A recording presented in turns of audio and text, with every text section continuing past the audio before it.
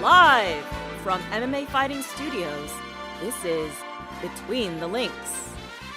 And now, your host, Mike Heck. The iconic voice of Esterlin welcomes you to a brand new edition of BTL. Happy Tuesday to us all. Yes, earlier in the week showtime, of course, we have the Don Davis Town Hall coming up on Thursday at 1 p.m. Eastern, and with all of the news coming out about PFL recently and the future of Bellator, or the fact that Bellator is no more, the timing just could not be better. So stay tuned for that, and perhaps there's another town hall to look forward to after that. All I'll say is you asked, I listened. More on that later in the show. But we do have a lot to talk about. It's UFC 311 Fight Week. What a freaking card it is, and we're certainly going to give it a bunch of time here, the respect it deserves, and who better to talk about this stacked card than the two gentlemen joining me today. And it's fitting because there's a new timeline that just dropped this morning for Islam Makhachev versus Arman Tsarukyan 2, and there's a nice long clip about Islam Makhachev versus Alexander Volkanovski 1 featured from these two gentlemen battling for the first time ever on the show, so go check that out after this. But let me introduce first the Hot Take Kid, Mr. No Gray Area, the Baron of Boop, and on the way to becoming the greatest climber in the history of MMA, he is Jed Meshew from MMAfighting.com. Hi, buddy. Big week ahead, is it not? Big week. Frankly, I'm just really excited for Thursday because, in general, I support the Don Davis Town Hall. The first one was a fun experience that led to much joking and frivolity amongst us. But this one, man, I can't wait to see what happens. Patricio Pitbull is out here burning the boats right now, and I can't wait to see how Don deals with that. You also told a lie. You said that Bellator is dead. Apparently it's not dead for some specialty title fights. They're keeping it around. I don't know what the hell's going on with them, so I can't wait for Thursday. And today will be fun. We can mix things up while we wait for the main event of the week, frankly. What, Jed? You don't understand the branding and marketing for PFL Champion Series starring Bellator lightweight champion Umar Nurmagomedov? I mean, the branding just writes itself. It's so easy to really digest and understand. It really does. But back on the show this week, the man who made Donk a thing in this space, an OG of MMA fighting, but now just crushing it on Morning Combat, his live chats, breakdowns, etc. The guy is a hell of a YouTube channel you need to check out. He's the one and only Luke Thomas. Welcome back, Luke. What's up, fellas? Thanks for having me. I appreciate it. It's great to have you here. Let's just talk UFC 311. Let's just get right to the meat and potatoes, and we'll get not even going to pretend to give a shit about Vegas 101. I have a feeling it'll come up at some point later in the program, but we'll talk about the main event in a second. We'll get to the co-main event and the featured bout and some other stuff in round two. But Luke, I want to start with you because last time you were on was right before UFC 310. We all liked the card on paper. There were some intriguing matchups, but it was lacking the star power that most UFC pay-per-views need. This card, UFC 311, it's got everything. It's got the best fighter in the world representing the best of the best division in the sport. We have a title fight in the division a lot of other people say is the best division in the sport, and the co-main event, which is a lot of weirdness to it, and we'll touch on that later. We have a high-stakes, pressure-filled featured bout, and just a lot of matchups here that are very interesting or have at least one fighter on it that you're just excited to see compete. So what's your excitement level for UFC 311 right now? High, extremely high. I mean, not the highest it could be. I would reserve that for something truly special, truly rare, something that doesn't come around even every calendar year, but something much rarer than that. But like, this is, I'm not saying this is all you could ask of the UFC, but this is basically what you're supposed to be asking of the UFC. And of course, they can't produce the number one pound for pound guy in the sport every time, but they're producing him here. Here is the top guy in the sport defending his title. And again, in this very stacked weight class, although there's some debate about that given some of the age issues, but nevertheless, this is the top contender he's supposed to be going against. That alone, even if the rest of the card was trashed, that alone for me in either boxing or MMA, whenever you have the number one pound for pound guy defending against the consensus top contender, that's appointment viewing. Then you add in the fact that you have the bantamweight title up for grabs. Need I say more there? Plus, down the line, either interesting bouts in terms of how they match up or how they match up and what they mean for the division, like Jiri versus Jamahal Hill. Then, of course, Renato Moicano, if he gets a big win over Beneil Dariush, which, by the way, is kind of a sleeper good fight. And then just madness with Renier de Ridder and Kevin Holland. On every level, this one basically delivers. It's good bouts. It's consequential bouts. It's the number one guy in the sport. It's 2 titles in 2 of the very, if not the very best divisions. This is it, folks. This is what you've been waiting for a little bit here. Jed, I am fired up for this one. I'm fired up for the watch party. Command Center 4.0 is going to be buzzing. How excited are you for 311? 10 out of 10. This is, I mean, we'll do this on the preview show and stuff. This is a 3 Michelin star card, right? Like a lot of what Luke said, I firmly agree with. Let's just add on a couple of things. Yeah, you're getting the number 1 pound for pound fighter in the sport. Like that's awesome. You're getting 2 title fights that are, I would posit, of 2 of the at worst 4 best fights that can be made in the sport right now. When you are talking about level of skill, level of ability, level of accomplishment going head to head, like these are the best of the best. Like Islam versus Arman 2, I think is the best skill for skill fight that can be made right now. Umar versus Merab is very, very close in that conversation. If not number 2, at worst, it's number 4, right? Like maybe you could find another couple there. So you've got those 2 at the top. And then you've got a lot that speaks to me personally, Mike. You got a lot of silly gooses going after things that are consequential. Jiri Prochazka versus Jamahal Hill. I don't know how that's going to go because no one knows how a Jiri Prochazka fight is going to go unless he's fighting Alex Pereira. Then you know that he will get booped. But otherwise, like, he might come out and get knocked out instantaneously because Jamahal Hill hits very hard and Jiri is a certified psychopath. Or he might just kind of come and sort of Jiri the hell out of Jamahal Hill and then say something quirky and insane on the mic afterwards. Like that is, Jiri Prochazka is the Justin Gaethje of light heavyweight, automatic appointment viewing, and we're getting him as the feature bout. As Luke points out, Renato Moicano versus Beneil Dariush is kind of a sleeper great fight with, frankly, outside potential for a title shot to be awarded should Moicano win. Like, I don't think that would happen, but we can talk about the kind of various paths that lay if Islam beats Arman. He doesn't have a ton of obvious lightweight contenders, so maybe that, like, this is very big stakes and it's a very good fight. And then outside, setting aside my personal love for Renier de Ridder, as I will forever call him, to just to twist the knife on AK. Setting aside my personal love for him and how much of a silly goose he is, the Kevin Holland matchup is perfect, not just because it's actually like a perfect stylistic oil meets water kind of thing going on there, but because this is old school UFC matchmaking. The Dutch Knight trying to conquer Holland. That's the type of nerd shit I'm in for. And that's just the beginning of the main card, baby. Everything about this is perfect. I cannot wait for Saturday. I love this main event so much, and I've been waiting for this fight for nearly 6 years. The rematch, this time for the richest prize in the game, the UFC lightweight title. Islam Makhachev defending against Arman Tsarukyan. Now, everyone knows what I think about this fight. I've been driving the Arman Tsarukyan train for almost 8 years now, and he gave Islam a heck of a fight in his debut at just 24 years of age. Yes, he lost a decision. Since then, only 1 loss, which was a controversial decision to Mateusz Gamrot in one of my favorite fights of the last 5 or 6 years. His last 2 fights, knocks out Benny Dariush quickly in a main event, beats Charles Oliveira at UFC 300, and Makhachev has had an interesting title run. He beats Alexander Volkanovski in a super competitive fight. Then he knocks Volk out in a short notice substitution fight. Then he stops Dustin Poirier in one of the best fights of 2024. So my question to you, Jed Mishu, is this the toughest fight of Islam Makhachev's career? Like, look at his resume. He's been around a long time. Is this moment, this fight in particular, is this the toughest fight of Islam Makhachev's career? Well, it's one of those questions that will be in a much better place to answer afterwards, right? Like, very obviously, hindsight will be perfect on this one. I will say yes, though I am very open to the idea that the first Alexander Volkanovski fight was. Yes, Islam Makhachev had a clear size advantage. No one is disputing that.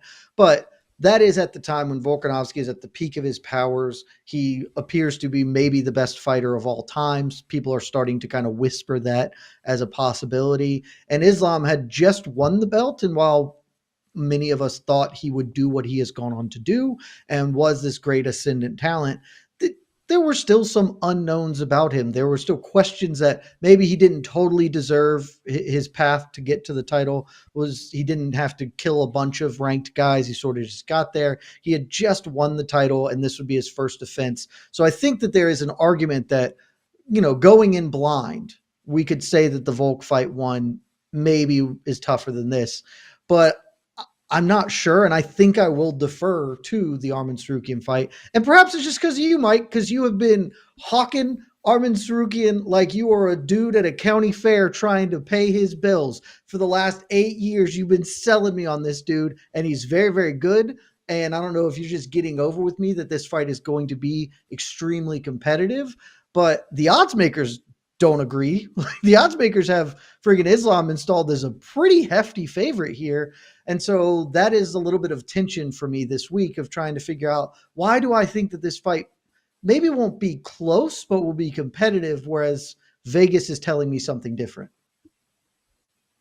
Look, we obviously don't have the benefit of hindsight with this particular fight, but, just kind of comparing it to some of the on-paper matchups Islam has had, from Bobby Green to Charles Oliveira to Volkanovski, then Volkanovski again to Dustin Poirier, and the list goes on and on. Right now, at this point in Islam's career, on paper, is this the toughest fight he's had? I disagree with some of the setup you had. I think calling the first Volkanovski fight super competitive is not quite right. I think that is at worst 3-2 Islam, and I think a better score is 4-1 Islam. I know he faded kind of late down the stretch. You can decide whether that was a weight cut thing or something else, but there was never a moment in that fight where I felt like Volkanovski had a true upper hand. I think there's a lot of revisionist history about that fight, and I think Islam won it cleanly. I mean, it was a good fight, and I think Volkanovski gave a good account of himself, but I really dispute the notion that it was in any way at all close. It wasn't.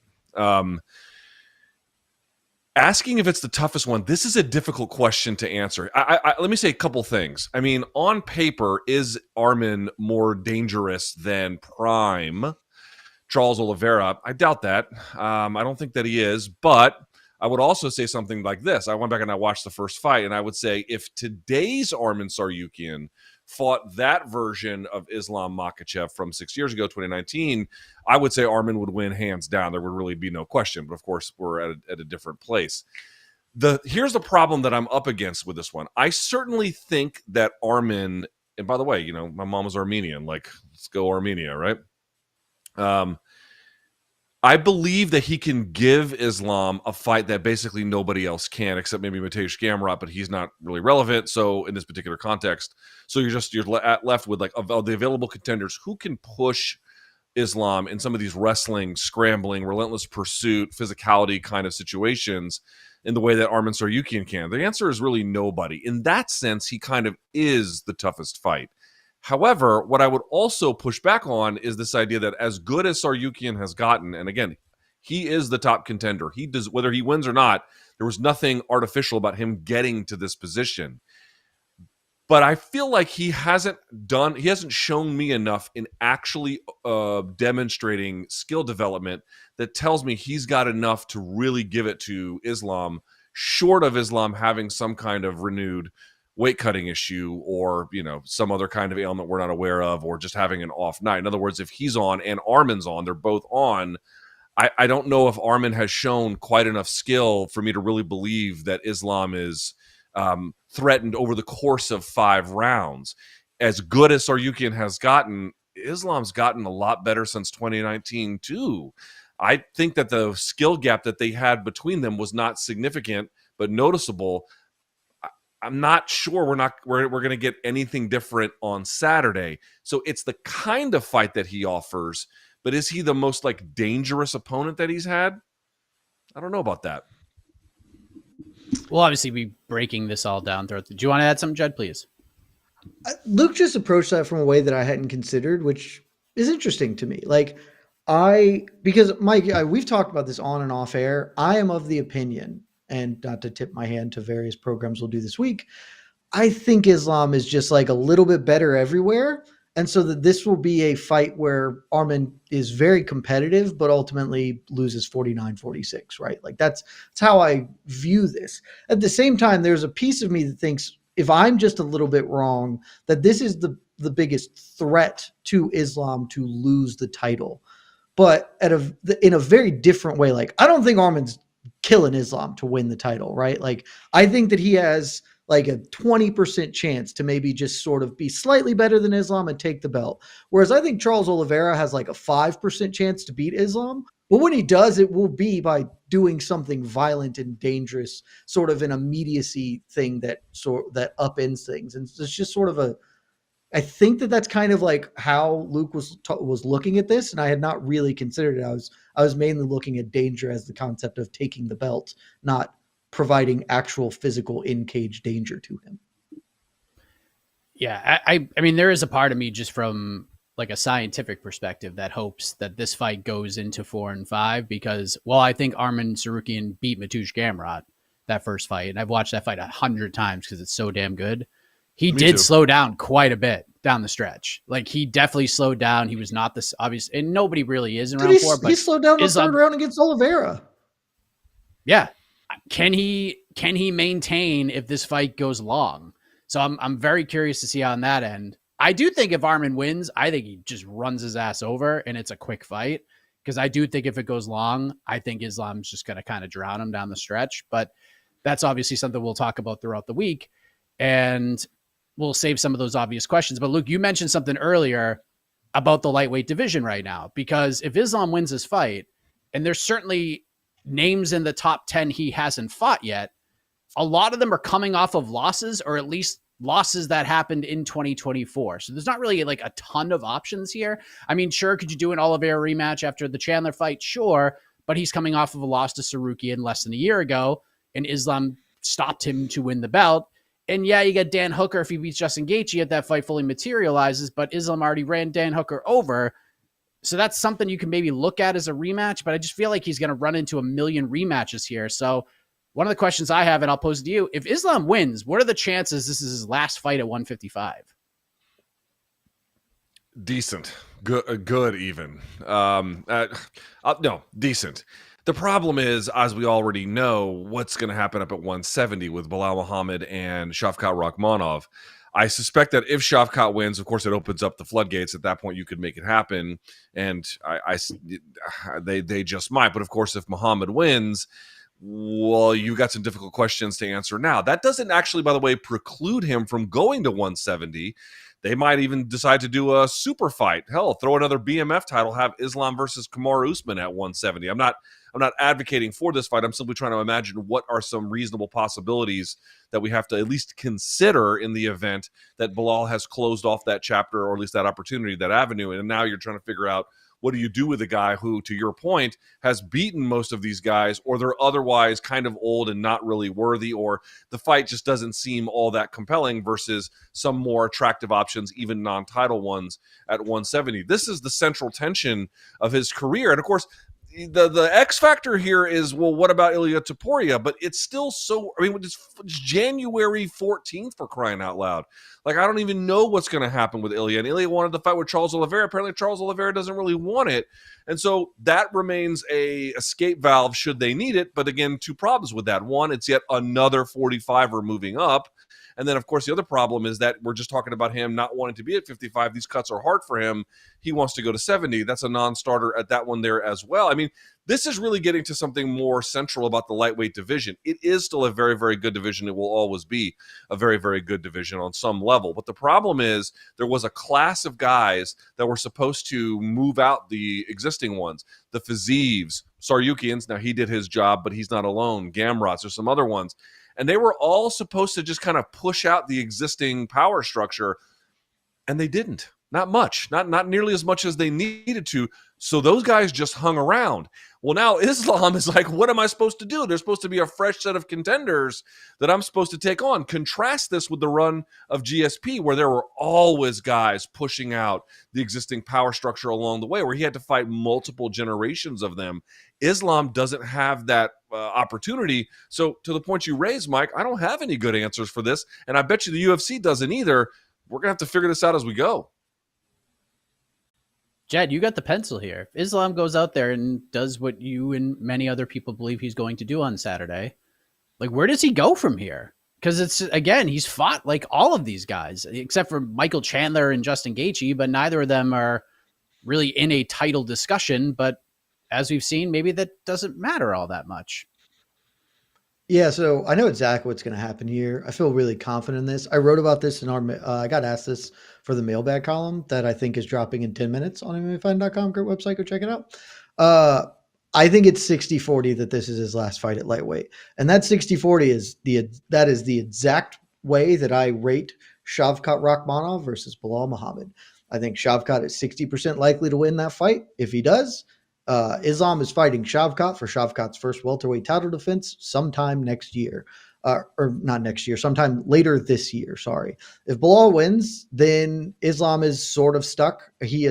It does not preclude him, as Luke said, from going up to welterweight and pursuing another fight. He's spoken about not really wanting to fight Bilal. If that happens, though, maybe left the door a little bit open that perhaps that could be something that happens. I would just tend to think that if Bilal wins, that won't occur. I also just don't think he's going up to welterweight if Bilal has the belt, because going up and doing an Anderson Silva-esque fight against somebody up there is like, okay, I guess, like, that's fine, but why wouldn't you just defend your belt and add another defense to your resume? To, like, if he wins this weekend, he sets the lightweight title defense record at 4. If I'm in his corner, I'd be like, it is better to build that up than to just take a one-off fight against random welterweight. That doesn't really get you anywhere because you're not fighting for the belt. Times have just changed from when Anderson wanted to do stuff like that. It's not the same world anymore. I think there is about as close to a 0% chance as possible that he fights Ilia Topuria. I think he has no interest in that. Topuria has multiple contenders at his weight class, and he can buck and do whatever he wants, but he's got to handle his own business. He's got 3 dudes to fight with first, at worst 2 dudes to fight with. So I think 60-40, he goes up and fights Shavkat. And if not, then, as I mentioned, there's a world where Renato Moicano gets that title fight. Like, if he beats Beneil Dariush, there's nobody else. It is either a Charles Oliveira rematch or Renato Moicano, who is on a good run and would be, top 10 in the weight class. We've seen worse guys get title fights, but he has beaten 4 of the top 6 contenders in his weight class. And the ones he hasn't beaten are Justin Gaethje and Max Holloway, who lost their last fights. Like, they can't really get there. So I think it is more likely than not that Shavkat wins and Islam faces Shavkat. But if that doesn't happen, then he will have one of those slightly awkward title defenses against a guy who is not an undeniable challenger, but is good enough. Charles Oliveira rematch is good enough. Renato Moicano is good enough, and we'll just be okay with that. Yeah, I mean, anytime you get to see the number 1 pound-for-pound fighter fight against anybody, it's appointment viewing. So that's this Saturday. Cannot wait. And of the storylines surrounding that fight, most of them come afterwards, I think. But then there's other fights on this card where the storylines are big heading into it, and that's where we're going for round 2. The point for round 1 goes to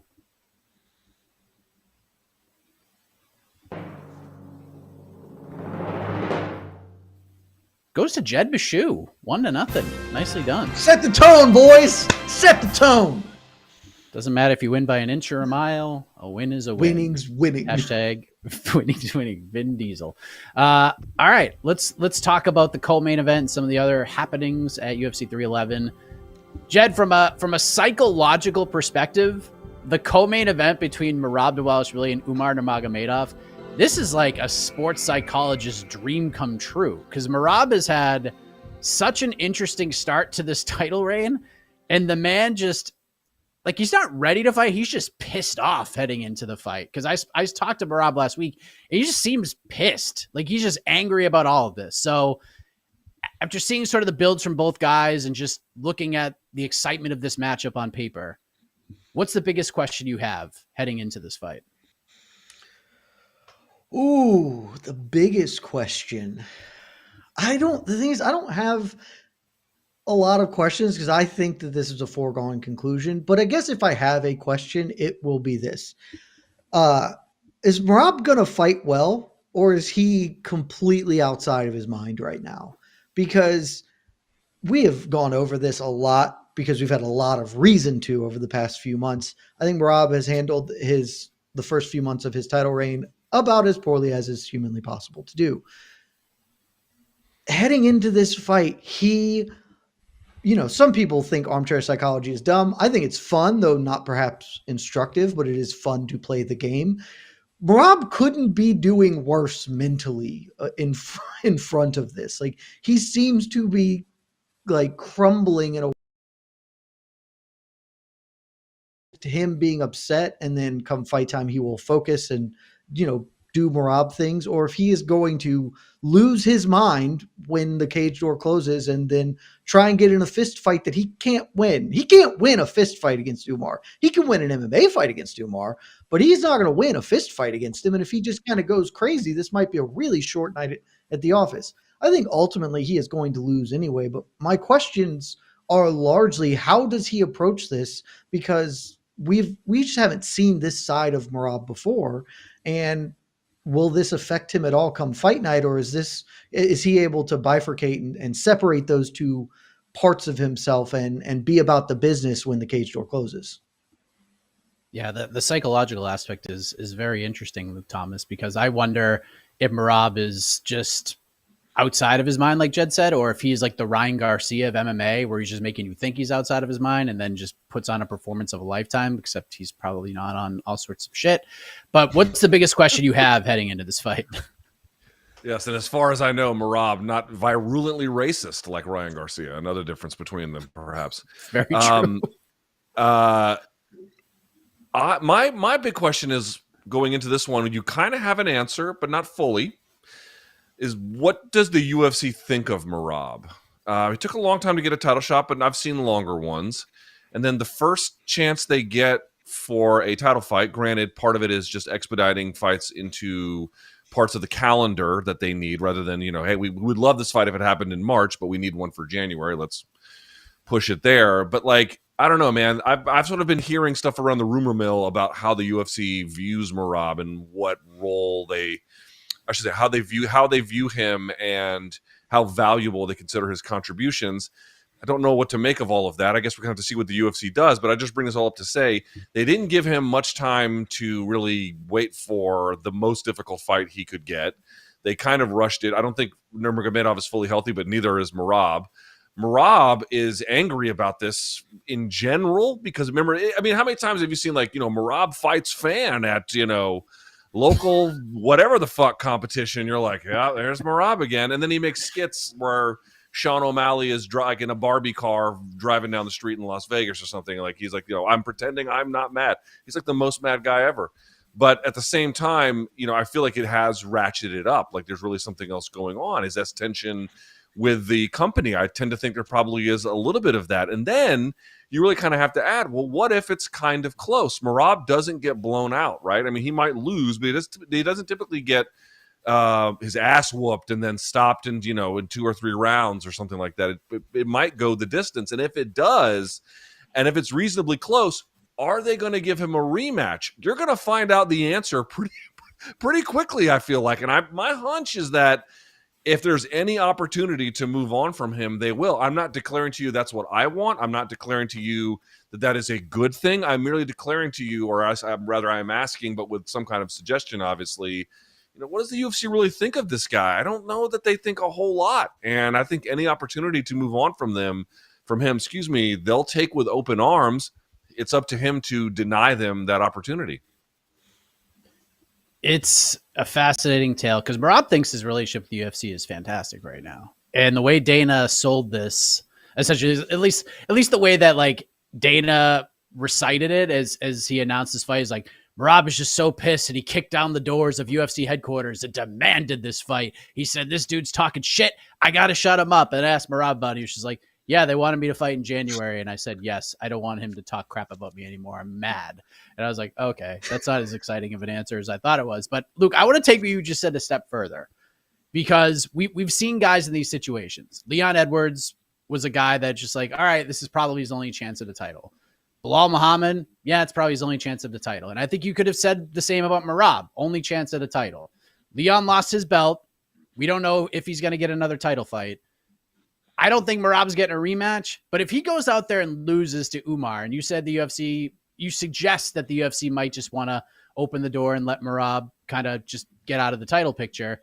Do you see a world where he gets another title fight at all?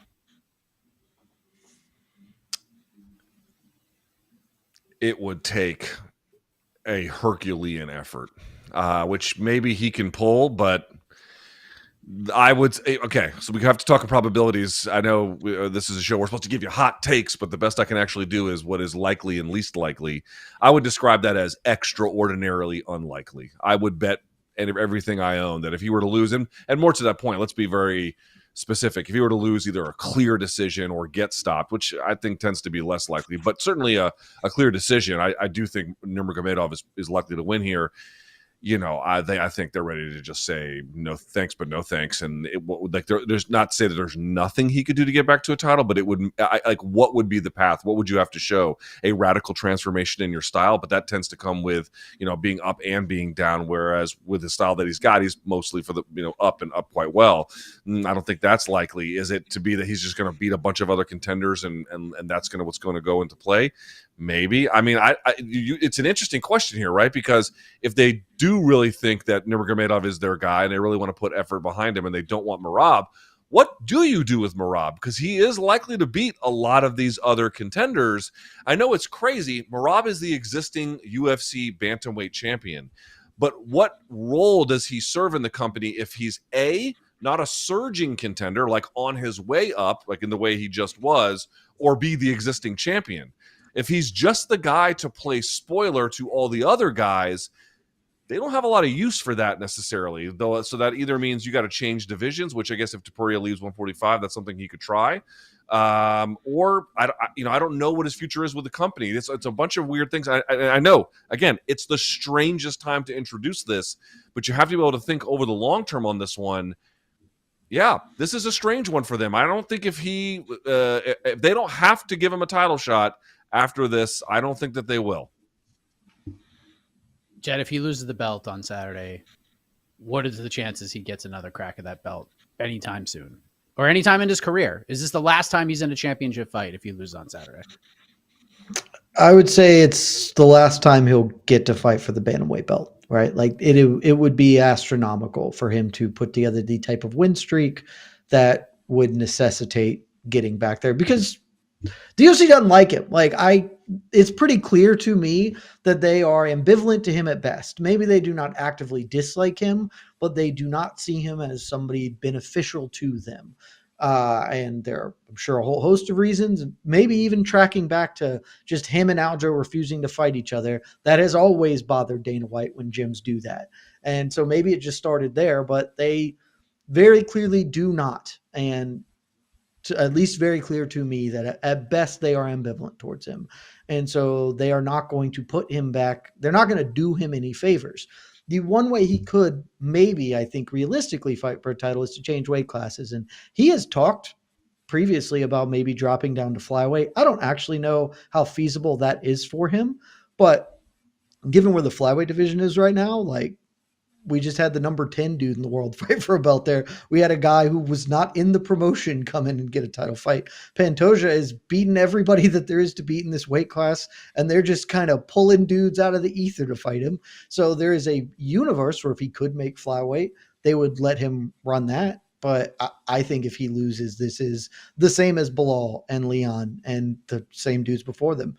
He has his one opportunity, and for him, and this is why he is mad. I am so convinced that the reason he is so upset, he is not mad at Umar because Merab is not an idiot. Umar is not disrespecting him any more than Merab disrespected Sean O'Malley with call outs and stuff. They are just fighters, and Merab knows that. But he is mad that he is being forced to fight the toughest dude he'll have to fight in the weight class in his first title defense. But if he does get through him, if he pulls off the upset and wins, it's pretty smooth sailing for Merab. This is a huge leverage fight for him because the loss is catastrophic and the win sets him up to rematch dudes he already trounced. So, it is all on the line for him on Saturday, more so than any other fighter, in my opinion. Oh yeah, that Merab winning would actually be hilarious to watch, just to see like how the UFC kind of twinkle toes around it, and it just he's gonna have to fight Jan and O'Malley and all these guys again until somebody else comes up. Like that's it. it's They'll so just let him get the fights he tried to fight instead of this one, and they'll be okay enough with it and just cross their fingers that Sean O'Malley gets him this time, but he won't. And so they'll just not like him, but it will be exactly like Aljo. They'll be like, okay, he's the champion. I guess it's fine.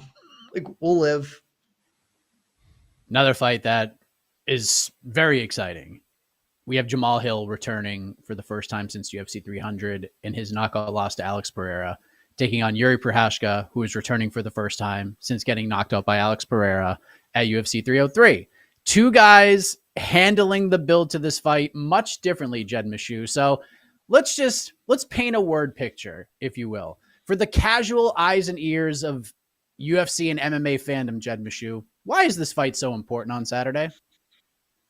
Because Jiri Prochazka's fighting. Like, that's reductive, but it is like, just tune in to watch Jiri fight. In 6 UFC fights, he has 5 bonuses and was on the receiving end of 2 bonuses. His 2 losses were to Alex Pereira, who won a bonus both time he knocked Jiri's ass out. Like, we get all-time great action fighters. Like, historically, we've had a bunch of them, and there are currently several of them still kind of competing or ending their career. Jiri is one of the very few dudes to do it at a weight class above 170 pounds. Like, him and Shogun, maybe it's like, and I guess prime Vanderlei. Like, he is must-see television because he will get or get got. And it's also deeply fun to just listen to him talk. He is a very, very special boy. But when he gets in the cage, he just largely doesn't give a shit about defense and has this creative, wild, wacky offense that is really tough for most people to deal with. And Jamahal Hill hits real hard. Like, it is very possible that Jiri just gets jawed immediately. But the thing is, Jiri has a really good chin. He gets jawed all the time and then comes through and sort of overwhelms you. If you're Alex Pereira, you can avoid that. But this will be absolutely critical to watch because Jiri is must-see television. And it's also like deeply fascinating to watch on the other side of things because I truly have no idea how good Jamahal Hill is. You could convince me he is anywhere from the 3rd best light heavyweight in the world to the 20th. Like, anywhere in that space is possible because his performance against Glover Teixeira was immaculate, like almost perfect as far as the fight goes. It's also the only time he's remotely looked like that in his career. And so is he Cody Garbrandt at light heavyweight, where he has one terrific night in the biggest moment of his career and then is just kind of a dude? Other than that, I have no idea. We'll get more answers for Jamahal Hill, and we get to watch Jiri Prochazka be the large violence idiot that he is. And I can't tell you how excited I am for this fight. Luke, Jamahal has been kind of downplaying Jiri's accomplishments, saying, look, man, you just get your ass kicked and win. I got caught by Alex Pereira. You got your ass beat by Alex Pereira. Just this whole, my loss was better than your loss. And everything that's come out of Jamahal Hill's mouth is, I don't know what's going on in that man's head. And then him going up to Pereira and the PI and all that. And then Jiri's just like, yeah, man, he could say what he wants, but I have now accepted who I am. Like, I just go in there and fight and be an absolute maniac. And I knew I'd be champion, but I just didn't enjoy it. But now I truly know who I am. I am this warrior. I am this guy. And instead of just doing it in fights and locking myself in a dark room for 72 hours at a time, I'm just going to be this guy all the freaking time. That's what I learned from the Alex Pereira knockout. So sell this fight to the casual viewer, why it's so important. Jamahal Hill versus Jiri Prochazka. Well, I mean, it's just funny to me. It's like Jiri's like, I spent 72 hours in darkness to learn how to face the demons of my soul. It's like, I don't know, dude, maybe just bring your fucking hands up and take defense seriously. You don't have to sit in a room and have smooth shits like Aaron Rodgers. Don't infect him with shit. You're going to ruin him. You just need to like not block punches with your face. That's the trick here. I mean, everyone wants like, he's got a fight style that is a function of his quirky personality, and that's why people really like him. But to me, it's just so the height of ridiculous that you're doing these like darkness retreats. I'm like, turn the lights on and just get the pool noodles and work on slipping punches. This will take you much further than meditating with Sam Harris's mindfulness app in the middle of fucking nowhere. What are you talking about, you crazy, yet wonderful man? To the point about the question you ask, Mike Heck, about the goodness of the fight. Listen, Jamahal Hill has gone out of his way to make a lot of enemies with the fan base, and you can see that anytime, he says almost anything at this point. But the reality is there is a little something, understand what I'm saying, a little something to what he's saying. Is it totally wrong to argue that Jiri gets his ass kicked and then wins fights? No, it's not wrong at all. There is numerous examples of that. And in fact, it's one of the reasons why fans find him so endearing. Like, you go to the Rakic fight at 300, he was getting tuned up and then he just wasn't. And then he storms back. It's exciting, and he is athletic, and he is strong and powerful, and he does have a very strong mind, and these things really matter. That's a dangerous guy to fight. And in fact, Jamahal Hill, I think, did an interview with some local media in his area, are making the same kind of acknowledgement that, hey, this guy storms back. You have to be ready for that second, third wave of when he comes. So, like, I actually feel like Jamahal has some ability to show us something here because he understands what he's up against. But, like, at the same time, saying things like, well, you got dominated and I got viciously KO'd, as like there's like a grand difference between them. I mean, there might be a difference between them, but it's not really one worth paying an enormous amount of attention to, really. And so he's also got a lot of like nonsensical things that he is saying along the way. But it's a great style contrast. It matters a lot for the future of this division. And in particular, it's massively consequential for not just the winner, but the loser. The loser in this particular case, if it is Jiri, this is a huge indictment on the direction that he is trying to go, unless he makes big changes or something and still loses. But you see what I'm saying? And for Jamahal Hill, I mean, he keeps trying to get back to this Poatan fight. And it's like, dude, you got a guy who is limited and available to be hit, but super durable, super tough, used to that kind of a thing. You need to be locked in on this. If he gets pushed even further from the title, then there's a question about whether he'll ever get back there again, even for as weak as 205 is, relatively speaking. So you love the grudge match-ish aspect of it. You love the consequence for the division. You love, I mean, dude, someone's getting brain damage in this one. I hate to be so blunt about it, but I don't know how anyone could disagree. It's a great fight. It's a great fight. It might be sloppy. It's definitely going to be crazy at times, but it's great. And it's great for not just those reasons. A lot going on behind the scenes. Yeah, just perceptually, Jamahal Hill needs this one about as bad as anybody needs a win. Like, really. Jiri, like Jed says, when you see Jiri on a fight poster, it doesn't matter if he's lost 5 in a row. They just want to see this dude get after it with somebody. And Jamahal Hill, just like you said, gets enemy and after enemy, and he keeps trolling fans on social media and trolling other fighters and media members. But he says a lot of stuff. And then when he loses, it's, well, I dared to be great, tried my best. And it's just like, come on, man. Jed's favorite thing in the sport. That energy changes real quick. Yes. Jed, anything you want to add to what Luke said? I'll add 2 things. One, I should win the point this round because Luke is trying to take Jiri Prochazka away from us. Like, he wants him to be like a regular boy. No, obviously not. That's ridiculous. Like, let him do his thing. Like, that's why we like him. I don't mind if I don't mind if he maintains his style. But if he's going to maintain his style, we got to like, people are like, oh, he's a former champion, which of course is true. But like, they want him to be that and be championship caliber. And I'm trying to explain to them, like, it probably in the future, one never knows, but probably in the future won't really work that way. So if you want to accept him as like quirky guy who does quirky things, cool. If you want him to maximize his chances of winning, a little bit of that is going to go a long way. That's all I'm saying. No, 205 is garbage. Keep doing you and blame it on the mystic forces that your opponents employ is way better that way, Jiri. And 2, just because I personally have bagged on Jamahal Hill a lot, Luke said something that did kind of make me remember a thought that I've had about Jamahal Hill, and it is this. Jamahal Hill is actually pretty bright and aware how to assess other fighters. Like, he has a YouTube, you hear him talk about matchups. Like, he hasn't, like, this is not a doofus, right? Like, he is not a bozo. He understands fighting at some level and can actively be like, oh yeah, Jiri is a real credible opponent. Here are the things he's good at.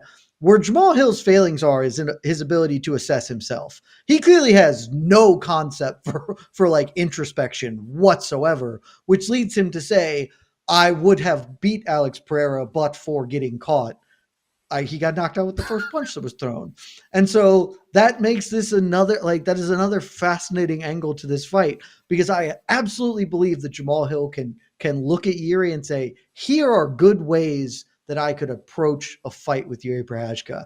And I absolutely believe that he has no ability to recognize his own deficiencies and thus might just get Jiri'd all over because he won't prepare for it. I cannot wait for this fight. It's going to be very silly one way or the other. Yeah, it's just going to be a great card. That fight, the 2 title fights, everything before it, it's going to be incredible. So let's move on. Let's discuss something that we saw in the news on Sunday. Point for round 2 goes to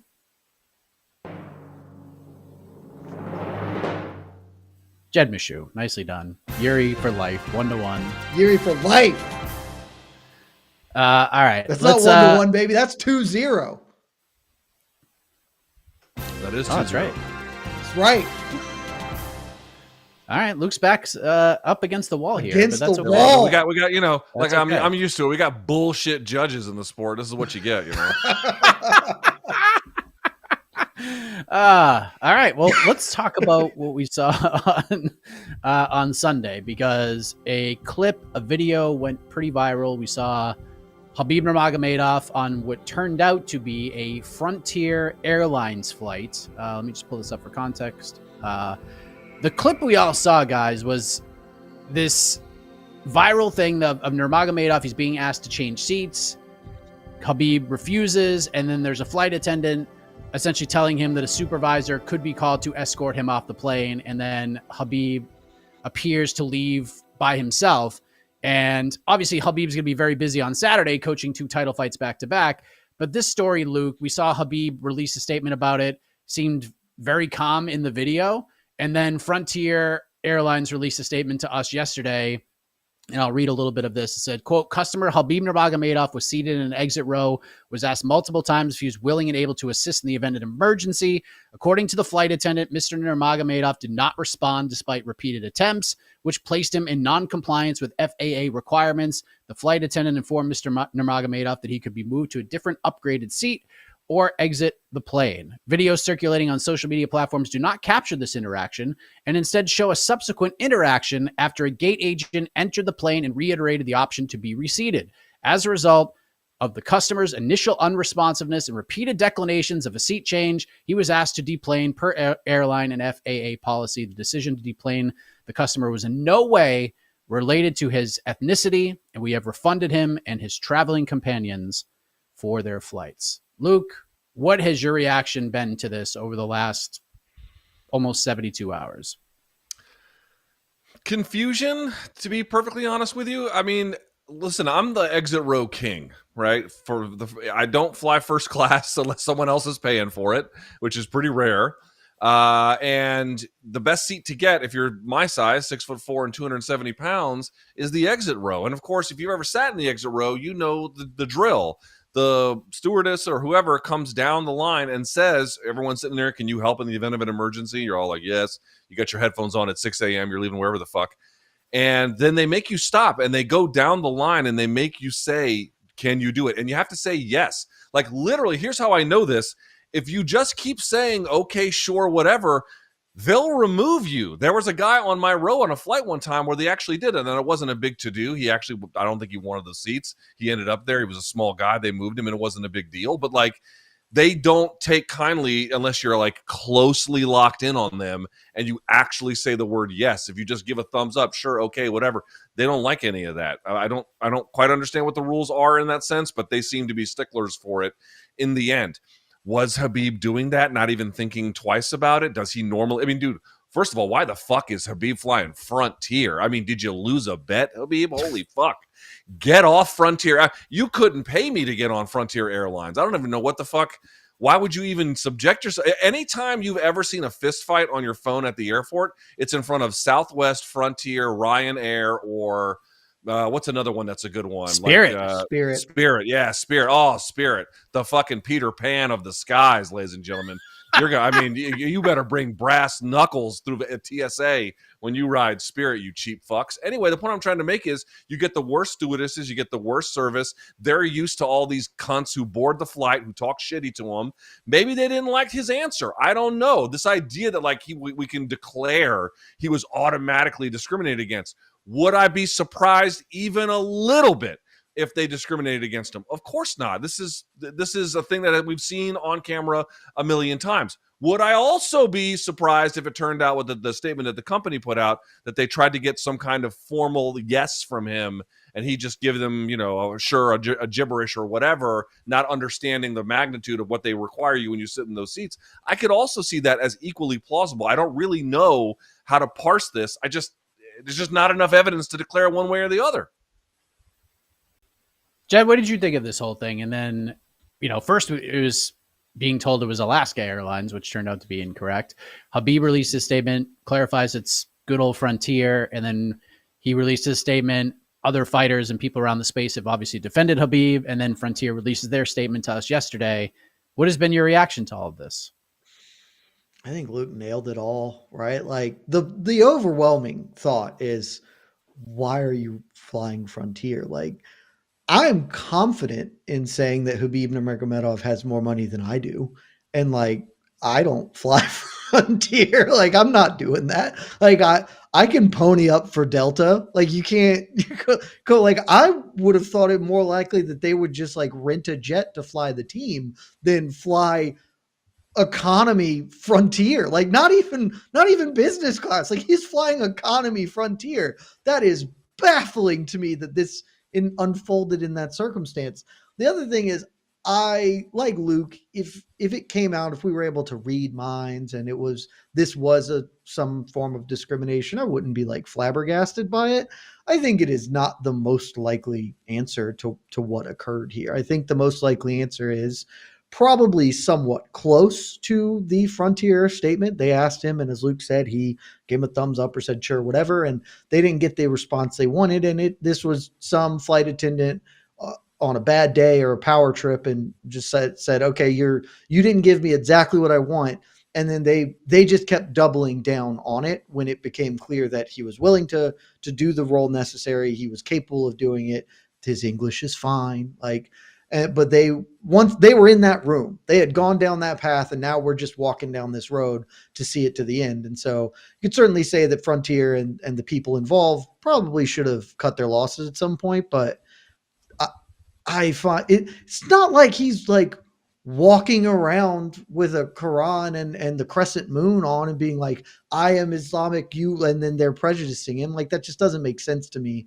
I think that this is, don't ascribe to malice what you can to incompetence. This seems much more likely that they just got a little too aggro in a very reasonable situation that could have been handled otherwise and didn't. And now they can't admit fault because we don't do that in this society. That is not a thing that ever occurs. It's the other person's problem. You just have to figure out why it's their problem. So weird story. Didn't think that it would be like a thing this week, but here we are. Definitely a weird story. Here, the lesson is, don't fly Frontier, please, for the love of Jesus Christ. Don't fly Economy Plus or whatever Frontier. If you're Khabib Nurmagomedov. Yeah. Yikes. Go JetBlue. Go Delta. You can do better. All right.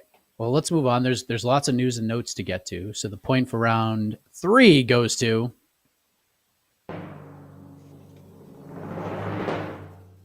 no drama here. Luke Thomas 2-1. When your opponent says, "I think Luke nailed it," that pretty much. I mean, he got all of it. You got this hometown cooking. I got to fight. Oh, don't worry. We will probably go to the actual judges, the fans, who I'm told are way better than me at this. So lots to discuss when it comes to the news and notes category. Let's start with Mackenzie Dern, guys. Gets a big win in the main event of UFC Vegas 101. She says after the submission win over Amanda Ribas, she just wants to keep on adding to the win streak and is in no rush to get to a title fight. So, Jed, you have been on Mackenzie Dern Island for quite some time. You just can't quit her with your picks and your analysis. Doing the thing is different for everybody, but did she do the thing on Saturday? She did. She finally won me some money, Mike. As opposed to just pouring dollars into her and having her not pay that off. She did it. It was terrific. Me and Shaheen Al-Shadi, the last two remnants on Mackenzie Dern can get their island. What a day Saturday was for us. I did not watch it live. I had a birthday celebration where me and some boys went to Benihana and then went to watch Den of Thieves 2. That movie is bad, in case y'all were wondering. But I came out of Den of Thieves and was like, all right, look what happened. And I see the Mackenzie Dern has pulled off the armbar. Go back and watch the fight. Look, I'm not willing to say that she's going to be the champion, but I'm not going to not say it because I've got too much invested in Mackenzie Dern Island, right? Like I have made a home here in this small plot of land in the middle of the Pacific, and we will resolutely hold on as long as we can. And now we have life. There is something exciting. Like this wasn't just a win because she's got some like wins on the resume that we just kind of squinted our eyes and pretended were better. Like the Virna Jandiroba win, like, this one, like she finished her. She looked good during the fight. Like she looked like she remembered how to fight because there was that period of time where she started working with Perillo and like learned how to jab and still had a lot of huge flaws, but like looked like she was developing. And then there was like a 3-year stretch where she just looked like ass most of the time. But now, like, she's back to looking like she is improving, that she is adding tools. She had elbows and punches on the ground, which is something I've been calling for forever. Like, she looked better than she has previously. I think that this is the best we have ever seen Mackenzie Dern look, and maybe she doesn't get to the title. Like, maybe she doesn't get to win the belt, but I now feel like there is a reasonable path where she can fight for a title, which a couple of years ago seemed impossible. So Saturday was a big day for the last remaining members of the Mackenzie Dern bandwagon, and hop on board. Water's fine. We're going. Luke, did Mackenzie Dern's outing on Saturday night make you want to jump on board the Mackenzie Dern train? How would you grade her night overall?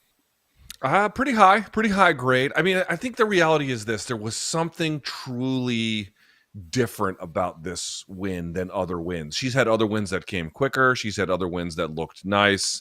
Obviously, she's had some devastating losses along the way too. But if we're just talking about the side of the ledger when she got the W, this one felt different. And I think the reason why it felt different is because we always knew she had jiu-jitsu prowess, and to the extent she could find a way to like shoehorn it into a bout or sometimes get a little lucky with the way in which it played out, she could. But there was two problems happening.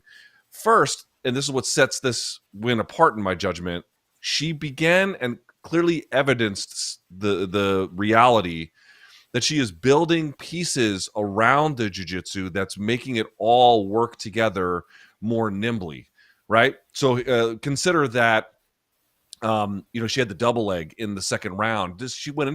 For a time, she had single digit takedown accuracy in the sport, which, takedown accuracy doesn't need to be high. Khabib's lived in the mid to high 40s. It doesn't need to be super high, but single digits is like abysmally low. It's one of the worst ones, I think, if not the worst one for a ranked fighter I've literally ever seen. It's really, really bad. She has upped that to some degree, and you saw her get the double leg. That's one thing. And then on top of that, even when she caught the reversal with the armbar at the end of the third, she gave up on that armbar to go back to mount and then set up a new attack. There was a patience. There was an awareness about what is, in terms of the way to get the results you want, what's the best way to go about it. I made a video some months ago where I noticed she would take the back of opponents and then she would climb real high. She would balance on her forehead and then try to open them up by punching them while she's resting on her forehead. And of course, you're just never going. That's like, this is taking a jiu-jitsu mind and then like quickly applying it to MMA and hoping that it works rather than understanding where the sport is and how to set things up properly. I felt like a lot of that got addressed with the performance that she had and in the way in which she was able to show. To me, that is quite a big deal. However, there is another aspect to this that needs to be kept in mind, which is styles make fights. Did I see something in this fight that tells me she won't get lit up if she fought Jessica Andrade again, or even Yan Xiaonan, depending on how long that fight would have to stay on the feet? Not really. I mean, I'm not declaring to you that it's inevitable, but that performance didn't address that in any real kind of way. I think what I saw, though, to wrap it all up here, is did I see someone that if they wanted to put in a title fight, you could make a reasonable enough argument that they earned it, and more to the point, depending on the matchup, have a reasonable enough chance of confidence in their abilities to get the win. Yeah, I think I did see that, and I'm not sure I ever really saw that before. Again, except for some Doug Flutie Hail Mary kind of thing where you're just hoping that it works, and sometimes it did. This one was a drive down the field. This was I'm not going to say it was Jaden Daniels. I mean, there's only one Jaden Daniels out there, quarterback for your Washington Commanders. There's only one of him. But hey, it was regular season Sam Darnold. Hey, that's pretty good. That's pretty good. The Vikings won double-digit games. Before, it was like Atlanta Falcons Kirk Cousins. Well, you can't do shit with that. This was a lot better. It wasn't Jaden Daniels. It was pretty goddamn good. Luke, we go from a brighter future in the UFC women's divisions to a UFC run ending in one of the UFC women's divisions. Former UFC women's bantamweight champion Holly Holm is a free agent. She asked for her release per her manager, first reported by Ariel Helwani, then confirmed by our own Damon Martin. And wouldn't you know it, Luke, she got it. What was your reaction to that, and where do you think she ends up? I think it's a pretty smart call. I mean, 43 years old. How much time does she really have left to do much? Probably, I mean, dude, at 43, you're entering Bernard Hopkins territory here with this kind of a thing. I mean, understand something for the folks out there who maybe forgot this or were not aware. She was inducted into the Boxing Hall of Fame, so I think at this point, several years ago. She's already done with one athletic career. This was all just bonus time. I'm not even talking about the kickboxing side of it, just the boxing side of it. And then now she's into MMA. She's in her early 40s. She has kept herself in great condition, physical condition, I would say, and has not taken a ton of abuse as far as we can tell as well. And so if I'm her, listen, you're not going to win a UFC title. Maybe you feel like you can test the free market a little bit. Certainly, I would argue that PFL has a bunch of names, but Holly Holm's got a name that I think a lot of fans are still going to like and care about. She can fight at 145 if she wants up there. I don't know how much she wants that. It remains to be seen. Or maybe she goes to BKFC, or maybe she goes to Karate Combat, something like this where she can kind of tailor not just what the paychecks look like to some extent, but more than that, what the experience looks like, and then how much of an ability to manage that experience, how much say she has over things in a way that she probably just didn't with the end of a UFC run, unless you're willing to be a Jim Miller, which is a noble, awesome thing. But unless you're willing to commit to that, there's no real path for you at this point. You're going to get chewed up and spit out. The company is going to use you for their purposes, not yours. Better to take some control. There's going to be trade-offs in every direction, but better to take some control and then carve a new path. What that looks like, I guess we'll have to see, but I actually feel like it works out for everybody here. I'm not sure UFC fans wanted her to continue fighting anyway. There was jokes she was going to headline a Apex card and there was going to be groans about it. Seems like something of a, relatively speaking, fresh start. Jed, the Holly Holm UFC era is over. She asked for the release. She got it. What'd you think? I think great call from Holly Holm. I disagree with Luke on this being a win for everybody. I don't think the UFC cares that much. Obviously, they granted the release, but women's bantamweight is a dumpster fire inside of a bigger dumpster fire. Like with Holly Holm leaving, so we are very clear, Miesha Tate will become a top 10 bantamweight in the UFC as a result of this, because she will leave the rankings and Tate will bump up. Like Miesha Tate in the year 2025, top 10 bantamweight. Like there just aren't the bodies for this weight class. So for them to lose one with a name, even if there are the jokes about her style and how unappealing a fighter she has been, she's still a name who could headline an Apex card. And so I think they are losing something there. I think PFL theoretically will gain something, or maybe GFL gain something. I don't know. I don't think that this is good for the UFC. I also think the UFC is too big to really care, right? Like this is this is a hangnail on the Goliath that is the UFC, if it's anything. For Holm, I think this is obviously really good. As Luke said, she can kind of tailor her career how she would like to end her career now. The UFC, part of the problem with the women's bantamweight class, they're just not being names. All she would have looking for in the UFC are rematches, and one rematch a year. That's pretty much every women's bantamweight gets to fight once a year is pretty much how it has gone the last few years for them. So she wouldn't get to be active, make several paychecks, and instead she can maybe sign a non-exclusive deal with the PFL to take some fights at 145, or maybe she wants to do the influencer boxing thing. Like she wants to go be on a Jake Paul card and go back to boxing in some ways. I think that this obviously just gives her a lot more flexibility in her career that she doesn't with the restrictive UFC contract.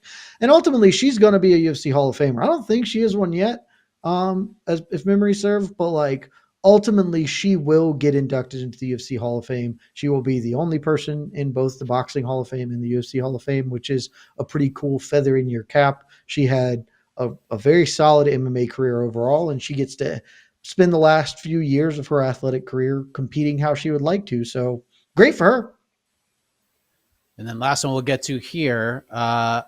Jed, Leon Edwards has his next fight booked. We confirmed Sunday night. Agreements are in place that the UFC is close to finalizing. Leon Edwards versus Jack Della Maddalena. Main event, UFC London, March 22nd. Jed Bashu, grade this matchmaking. A-, right? Like this, I mean, this is a terrific fight. I am surprised that this is where Leon was willing to go. I thought he, after losing the belt, would want a softer touch, sort of, particularly, going to London, doing that thing. I thought that it was the most sense in the world was you do Leon versus Masvidal. Like he gets to kill Jorge Masvidal. You finally get closure to that. That can be the main event of something, et cetera, et cetera. But this fight is obviously much better than that fight. Like this is JDM rising contender trying to get over the hump. If Jack Della wins, he's suddenly your next in line. Like if Jack Della beats Leon Edwards, he is next in line for the winner of Shavkat versus Bilal, with the Islam Makhachev caveat sort of hanging in the balance there. And if Leon wins, he's right back. He'll still need another win unless Shavkat wins, in which case he is sort of right there in consideration. So I think this makes a lot of sense as we traditionally think of sort of UFC champions who are former champions making their first return since losing the belt. And mostly just the fight rocks. Like this is a very, very good matchup between two of the 6 best welterweights alive. So pretty pumped for it. Luke, Rocky Edwards, JDM, grade this matchmaking. One of, if not the best, I don't know if it's the best. It's absolutely on the short list of one of the very best non-title UFC fights you can make independent of weight class. It is excellent. It is excellent. JDM coming off that Gilbert Burns win, which wasn't going necessarily all that great, but he rescued it. He performed ably, but then really rescued it at the end, and that was an incredible, incredible presence of mind to do that. We've already seen how he looks on the feet and what he represents from Australia. Just a really, really exciting contender. I previously talked at 155 how those guys weren't pushing people out. Well, here comes a chance for the guys at 170 to do that with JDM taking on Leon Edwards. So you get that kind of generational push, conflict anyway, between them. And more to the point, like Leon Edwards, kind of a little bit. I mean, he rescued himself in that 5th round performance against Bilal, but kind of shit the bed there and had a lot of things to blame, the late night and, the training and everything else. Like it just didn't necessarily go right for him. This is a monster chance to reinsert himself into the title picture that, if he loses, I don't know if they view him on the same level as, Merab, but I don't know if they're going to be necessarily in a big rush to get him back there. And also just on the style of points itself, like Leon, much more battle tested than JDM. Leon, much more, in my opinion, well-rounded than JDM. Has a lot of different skills in areas where JDM doesn't, but JDM at the same time is really making a name for himself and improving drastically fight over fight. Dude, this is this is what you want. I've said it before, man. There's 2 times in a fighter's life where they're really doing exciting things. People always assume it's when they're defending the title. That's one of them. The second one is when they're coming up the ranks of the contendership queue, and then they're beating guys that you weren't sure that they could necessarily beat. Can they defeat that guy? Can they really go to hostile enemy territory and take the strap from, or not the strap in this particular case, but get the dub there in this kind of way against that guy who's done that kind of a thing? And it just changes your perception in real time about what they're capable of doing. You get another one like that with this after coming off of the Gilbert Burns fight for JDM. It's an opportunity. Again, it's not quite a title fight, but as if it's not going to be one, they don't come much better than this. Yeah, it's a great fight. I'm looking forward to it, and UFC's calendar year building up very nicely. All right. Well, they're starting off hot. To the knockout round. They are starting off hot. The point for round 4 goes to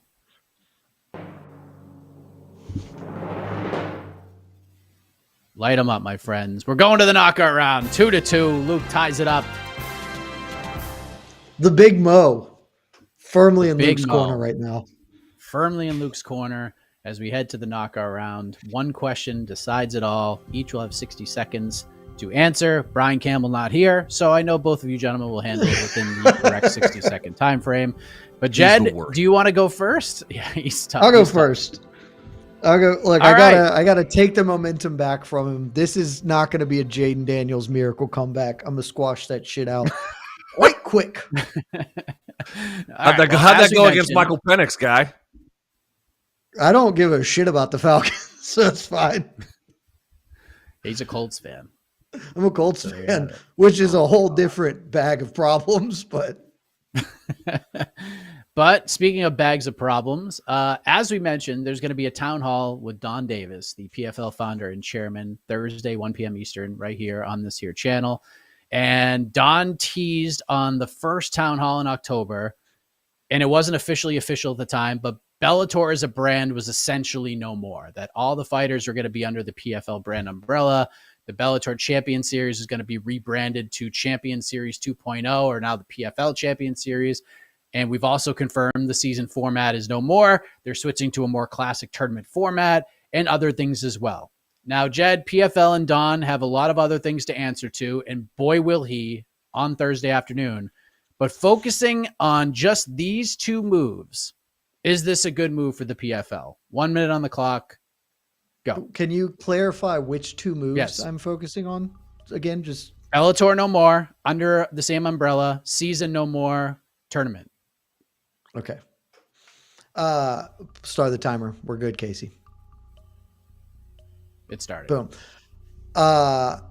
These are unequivocally good decisions from PFL. Like this were a thing that I thought was going to happen for a long time, that, hey, they're going to do a year of Bellator because I believe that there were contractual obligations tied to television rights, broadcast, etc., that they've had to carry through for a year.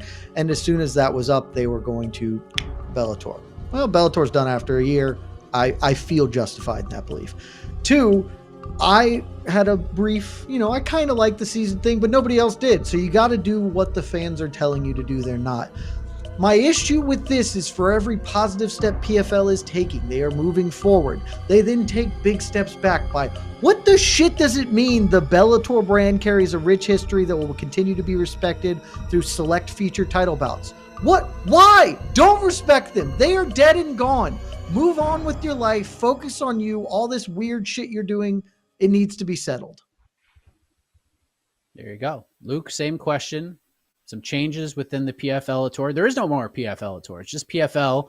And these Champion Series events are PFL Champion Series events starring Bellator champions, which is still kind of weird, but Bellator cards are no longer a thing. And now we're not doing the season. We're doing classic tournament style mixed martial arts. Good move. Go. Great move. The only move to really make now that they have elbows, for example, they're up to modern standards. Now that they're getting rid of the tournament, they're not going to call it a Grand Prix, but I guess a Grand Prix style, but this is much better than doing it this convoluted way where you're asking people to do stupid ass math. They got rid of that. They got rid of, dude, the Bellator brand was dead long before PFL ever got their hands on it.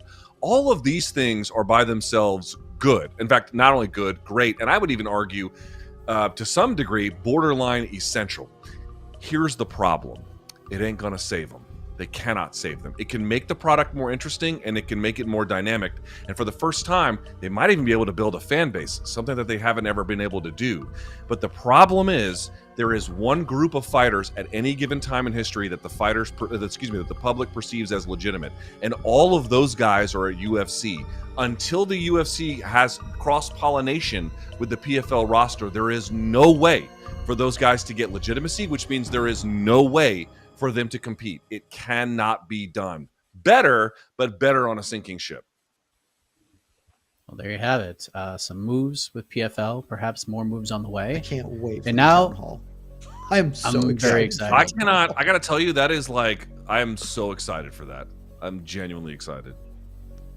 At first, when I heard all this news was breaking, I was like, shit, because it seemed like he was going to announce all this stuff now, but like in hindsight, it's so much better. So much better. Like it's so much better. The timing truly could not be better.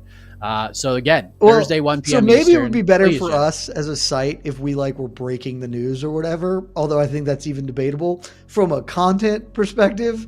It is gonna be so fun to just have people being like, "Hey Don, did you see Patricio Pitbull's 8 tweets? Respond, please." Like I can't wait for this. He will for sure. And obviously it's a town hall, so your questions matter. Bring them in. I'll obviously have follow-ups. I'll have my own questions as well. So fire away. We'll see you. Link should be up shortly. You can start leaving them in there. But as you vote, another quick announcement, because apparently it is town hall season here on MMAfighting.com. We do have Don Davis Thursday, and the big announcement is my vacation is starting a day later than it was supposed to. Why? Because a lot of you have asked for it, and it is officially happening this Monday at 1 p.m. Eastern. I will be joined by the founder of the brand new Global Fight League, GFL, Darren Owen, who will do the same thing Don is doing on Thursday. And I know you guys have a billion questions about GFL and how the hell they're actually pulling this shit off that they're promising. Are they? Are they not? Who's to find out? But at least Darren will be on to answer the questions to the best of his ability. So that's 1 p.m. this Monday. So 2 town halls in like a 4 or 5 day stretch. So get ready. And then I'm off the radar for 10 or so days. So vote, as Casey says. That means I have to do BTL next week. Oh, yeah. I'll manage that. You sure do. Yes, get the votes in. As soon as we see Casey's wonderful face on the bottom right-hand corner of the screen, then we know the voting has been complete. I don't see Casey yet. I need to know who else we can get you to town hall with. Like, that's now where my mind is at, right? Like, we could get John Nutt to fight Circus. I can make that happen, I'm pretty sure. Like, let's have the town hall thing is fun. I'm a big fan of it. It is.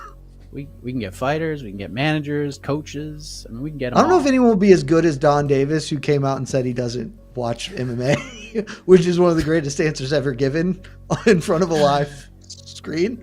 But this is the same answer that was the same answer my wife gives. Like, in other words, like, if my husband's not making me watch it, I'm not watching it. You know what I mean? Yeah. I was like, okay. Yeah, I don't watch the sport. Cool. No, but like, you don't have any fight? Like, there's none? Nope. Okay. What a time to be alive that was. And what a time it's going to be on Thursday at 1 p.m. Casey is here. Do we have a winner? We must. Yes, we have a winner. Dave Feldman would be a great town hall. Yeah. With 54% of the votes. Competitive. Your winner today is...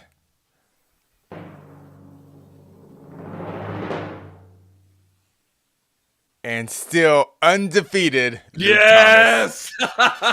Don't call it a comeback. He's been here for years. Down 2-0. Jaden Daniels. I'm the Jaden Daniels of BTL. Lick my balls. Well, Jaden, the confetti falls upon you, and now you have 30 seconds to talk about whatever you want. Plug away whatever you want to say. The floor is yours.